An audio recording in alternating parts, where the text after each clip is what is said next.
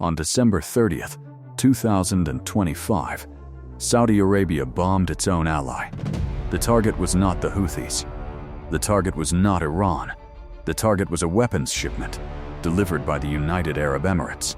For a decade, the world was told a story. Saudi Arabia and the Way, twin pillars of Gulf stability.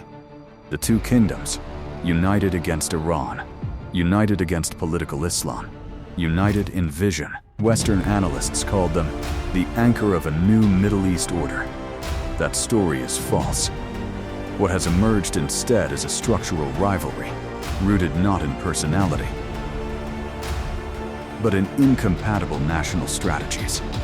The fracture was made visible in Yemen, but it did not begin there.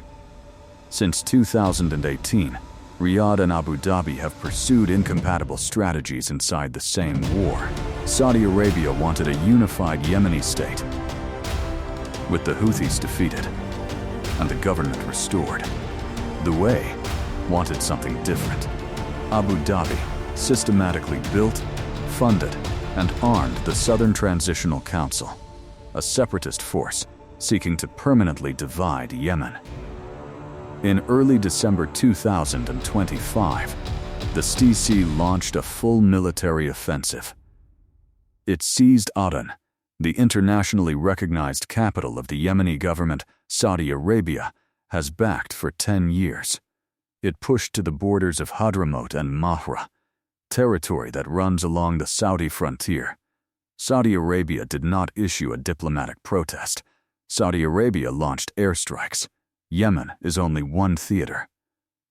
In Sudan, the two Gulf states have spent years funding opposite sides of a civil war.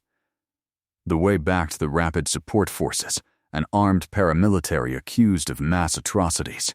Saudi Arabia backed the Sudanese armed forces. International bodies have described the Sudan conflict as a proxy war between Riyadh and Abu Dhabi. In November 2025, Saudi Crown Prince Mohammed bin Salman traveled to Washington.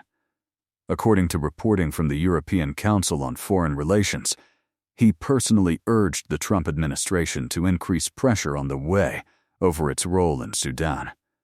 Riyadh then escalated its material support to the opposing side. The deeper Saudi concern is not Yemen. The deeper Saudi concern is the Red Sea. Saudi analysts now describe a converging set of Emirati operations, port deals in Somaliland, political entrenchment in southern Yemen, military infrastructure in Eritrea, forming what one think tank calls a de facto arc of influence. Saudi decision-makers assess that Emirati actions are moving beyond power projection. They assess that Abu Dhabi is structurally reconfiguring weak states, reshaping borders and governance in ways that may be irreversible. The Red Sea carries Saudi energy exports. The Red Sea is Saudi Arabia's access to global markets, and the Way is systematically positioning itself at every choke point. Here is what the official narrative cannot accommodate. The GCC, the Gulf Cooperation Council, was built on the premise of unified Gulf policy. The Abraham Accords were sold to the world as a new regional architecture. IMEC, the India-Middle East-Europe Economic Corridor, requires Saudi Way cooperation to function. All of it assumes the two most powerful Gulf states are aligned. In 2026, the Way left OPEC entirely.